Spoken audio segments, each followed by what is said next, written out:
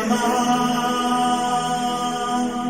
हरे हराये नमः। हरे कृष्णा जी, आप सबका बहुत बहुत स्वागत है आज के कार्यक्रम में। हमारे सारे कार्यक्रम इस्कॉन फाउंडर आचार्य एसी भक्ति वेदांत स्वामी श्रीला प्रभुपाद जी को समर्पित है। मंगलाचरण आरंभ करते हैं। ओम नमो भगवते वासुदेवाय। ओम नमो भगवते वासुदेवाय। ओम नमो भगवते वासुदेवाय। ओम अज्ञानतिमिरान्धस्य ज्ञानाञ्जनशलाकया चक्षुरुन्मीलितं येन तस्मै श्रीगुरवे नमः। श्रीचैतन्यमनोऽभीष्टं स्थापितं येन भूतले स्वयं रूपः कदा मह्यं ददाति स्वपदान्तिकम्। वन्देऽहं श्रीगुरो श्रीयुतपदकमलं श्रीगुरून् वैष्णवांश्च श्रीरूपं साग्रजातं सहगण रघुनाथान्वितं तं सजीवं साद्वैतं सावधूतं परिजनसहितं कृष्ण चैतन्यदेवं श्रीराधा कृष्णपादान् सहगण ललिता श्रीविशाखान्वितांश्च नमः। ओम विष्णुपादाय कृष्णपृष्ठाय भूतले श्रीमते भक्तिवेदांत स्वामिनिति नामिने नमस्ते सारस्वते देवे गौरवाणी प्रचारिणे निर्विशेष शून्यवादी पाश्चात्य देश तारिणे नमो महावदन्याय कृष्ण प्रेम प्रदायते कृष्णाय कृष्ण चैतन्य नाम्ने गौर त्विषे नमः। हे कृष्ण करुणा सिंधु दीनबंधु जगतपते गोपेश गोपिका कांत राधा कांत नमोस्तुते। तप्त कांचन गौरांगी राधे वृंदावनेश्वरी वृषभानुसुते देवी प्रणमामि हरिप्रिये। वाञ्छाकल्पतरुभ्यश्च कृपा सिन्धुभ्य एव च पतितानां पावनेभ्यो वैष्णवेभ्यो नमो नमः। जय श्री कृष्ण चैतन्य प्रभु नित्यानंद श्री अद्वैत गदाधर श्रीवासादि गौर भक्त वृंद। हरे कृष्ण कृष्ण कृष्ण हरे हरे, हरे राम राम राम हरे हरे। कार्पण्य दोषोपहत स्वभाव पृच्छामि त्वां धर्म सम्मूढ़ चेताः। यच्छ्रेयस्या निश्चितं ब्रूहि तन्मे शिष्यस्ते अहं शाधि मां त्वां प्रपन्नम्। हरे कृष्णा जी, भगवद गीता अध्याय 1 श्लोक नंबर 43 आरंभ करते हैं। व्रजेश्वरी जी, आप पढ़ेंगे संस्कृत। हरे कृष्ण।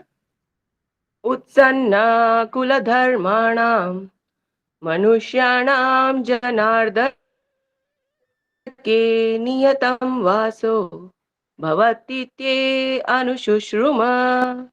हरे कृष्ण। हरे कृष्णा जी।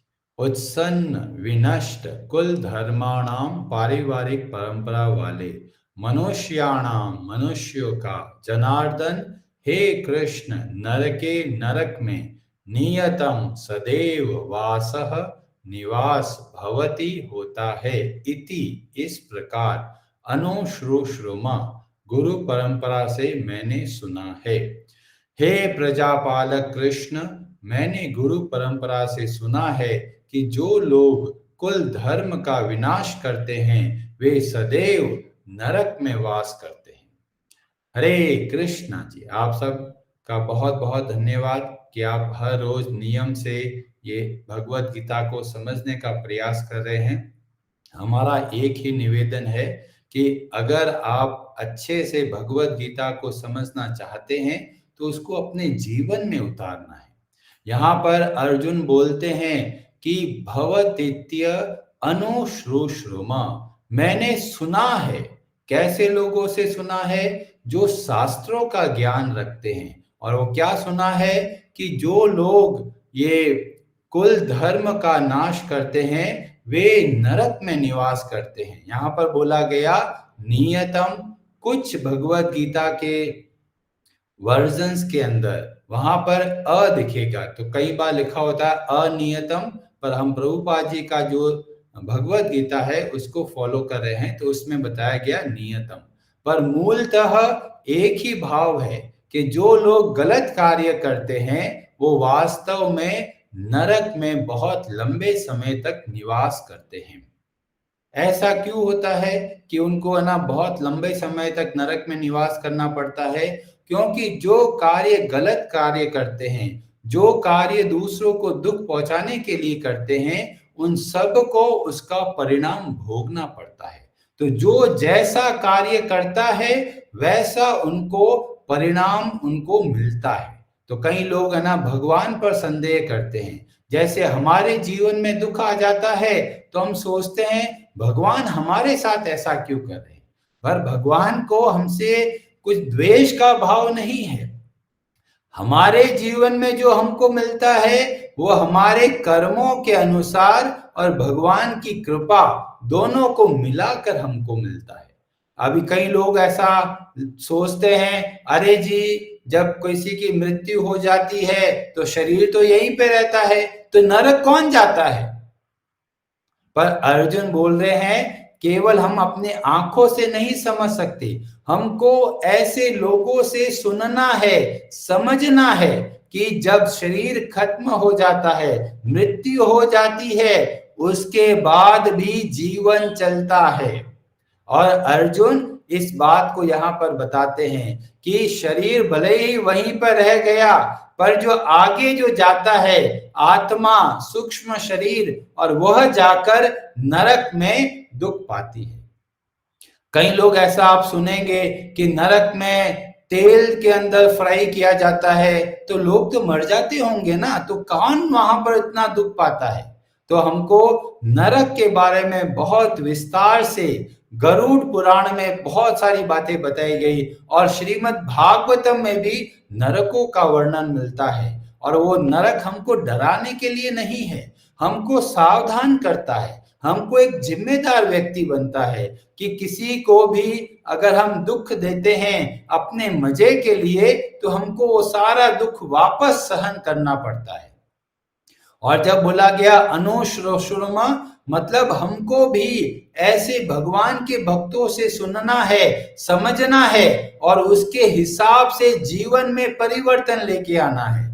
कई लोग सुनते बहुत है पर जीवन में परिवर्तन नहीं लेके आते, जैसा कार्य कर रहे हैं वैसा ही वो करते रहते हैं। उनके अंदर कुछ कमी है तो उनको सुधारने का हमको प्रयास करना है। तो यहाँ पर जब अर्जुन बोलते हैं सुनना है, कई लोग साइंटिफिक लोग होते हैं, वो बोलते हैं देखो जी शरीर तो इधर ही पड़ा है, तो नरक वरक तो सब काल्पनिक बातें हैं।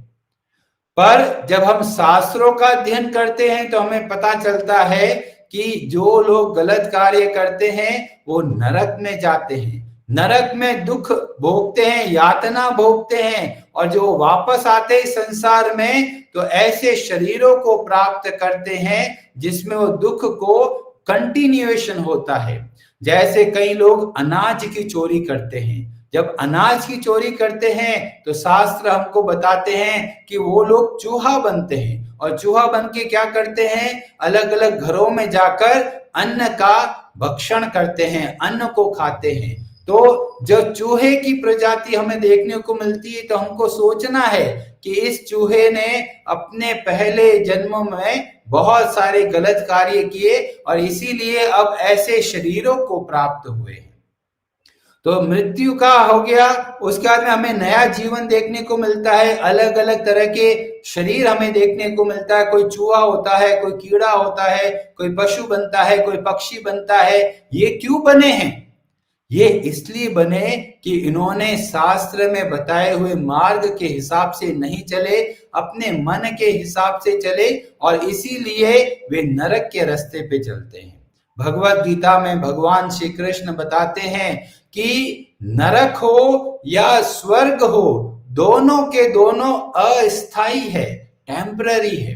इस ब्रह्मांड में कहीं पर भी चले जाओ पर वापस हमको इस संसार में भटकना पड़ेगा। 8वें अध्याय के 15वें श्लोक में भगवान श्री कृष्ण बोलते हैं, माम उपेत्य पुनर्जन्म दुखालयम अशाश्वतम न आप्नुवन्ति महात्मानः संसिद्धिम पराम परमाम गताः।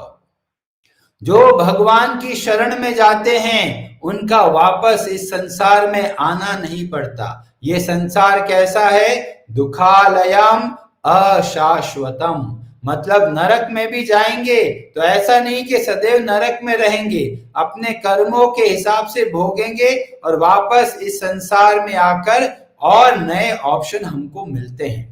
तो जब यहाँ पर बोला गया नरके नियतम, इसका मतलब वैसे तो नियत का मतलब होता है सदैव, पर जब भगवत गीता को हम समझते हैं तो हमें पता चलता है कि वह भी सदैव नहीं है। वह नरक बनाए क्यों गए हैं? नरक हमें केवल शिक्षा देने के लिए बनाए गए, और जो 100 गलत काम करते हैं तो थोड़ा सा हमको परिणाम मिलता है, पर लोग फिर भी गलत कार्य पर गलत कार्य करते हैं क्योंकि कोई उनको शास्त्रों को समझाने वाला नहीं मिलता, और कोई समझने वाला मिलता भी है तो वो सुनना नहीं चाहते। और भगवत गीता में भगवान श्री कृष्ण बोलते हैं, जब भगवान की भक्ति करते हैं तो अब इस संसार के बंधनों से मुक्त हो जाते हैं, नहीं तो क्या होगा कि संसार के अंदर आना जाना लगा रहेगा।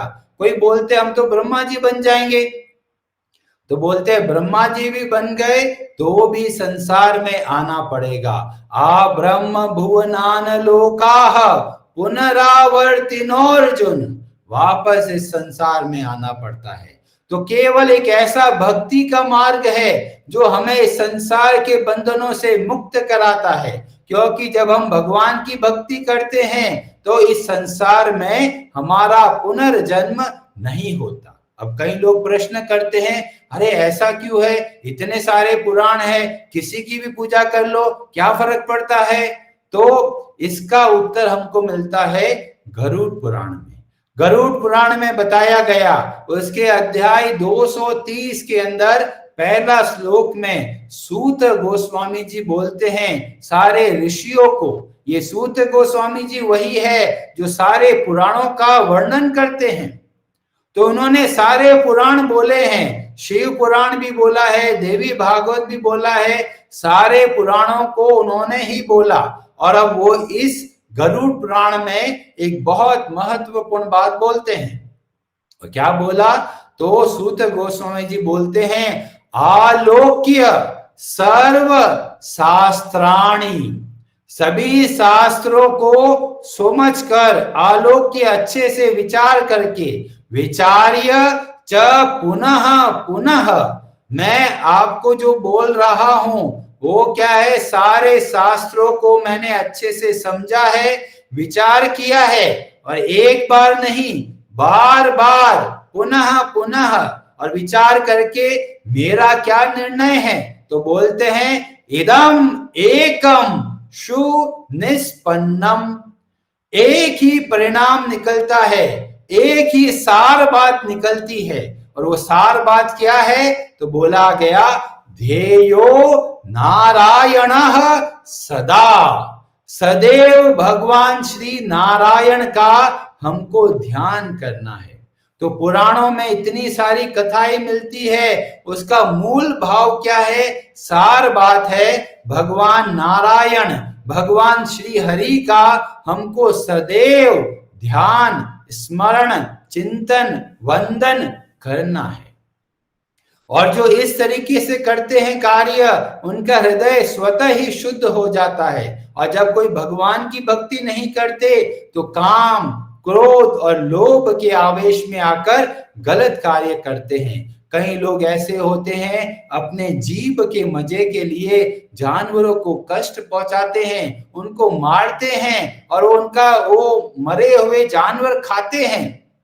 तो गरुड़ पुराण हमको सावधान करता है, जो दूसरों को दुख देते हैं वे वापस परिणाम पाएंगे। और खासकर श्रीमद् भागवतम के 5वें स्कंद और अध्याय 26 और श्लोक नंबर 13 में बताया गया, वहां पर बोला गया, यस्त्विह वा उग्रह पशून पक्षिणो, जो पशुओं को पक्षियों को मार के खाते हैं उनका क्या होता है?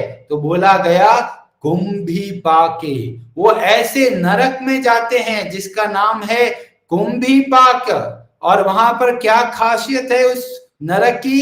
तो बोला गया तप्त तैल उपरंधयति, एक बहुत तप्त मतलब बहुत खौलता हुआ जो तेल होता है उसमें उसको गिराया जाता है। क्यों गिराया जा रहा है? कि ये याद करो कि तुम वही हो जो दूसरे लोगों को दुख दिया है और वही दुख तुमको वापस मिल रहा है। तो नरक एक तरह से एक जेल की तरह है। तो जेल में कई जो कैदी लोग होते हैं जो बहुत खराब कार्य करते हैं, उनको जेल में सजा मिलती है। वो सजा किस लिए दी गई? ताकि वो सुधार हो, अगली बार वो गलती ना करे। पर लोग क्या करते हैं? शास्त्रों को भूलकर अपने मनमाने तरीके से कार्य करते हैं। इसीलिए भगवान बोलते हैं तस्मात् शास्त्र प्रमाणम कार्यम अकार्यम व्यवस्थिते, क्या हमको करना है, क्या हमको नहीं करना है, ये शास्त्रों के हिसाब से चलना है, टीवी के हिसाब से नहीं चलना है। टीवी में तो ट्रेंड चलेगा, टीवी में एडवर्टाइजमेंट आएंगे, खाओ पियो ऐश करो और तरह तरह की चीजें वो खाने के बारे में बोलते हैं। पर हमको नियम बनाना है कि जो शास्त्र में बताया गया है उसके हिसाब से हमको कार्य करना है। और भगवान हमारे परम हितैषी है और बहुत दया करके इस अद्भुत भगवत गीता का ज्ञान दिया ताकि हम सावधान हो, हमें पता चले क्या हमको सही कार्य है उसको अच्छे से करना है और जो गलत कार्य है उससे हमको धीमे धीमे दूर निकलना है।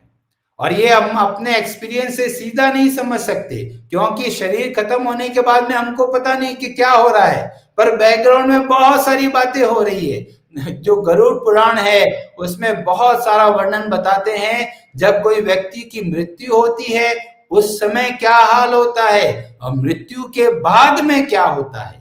इसीलिए शास्त्रों का अध्ययन करना बहुत जरूरी है, अन्यथा हम इस अद्भुत विज्ञान को कभी भी नहीं समझ पाएंगे।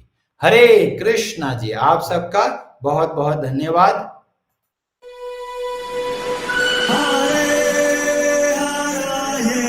Namaha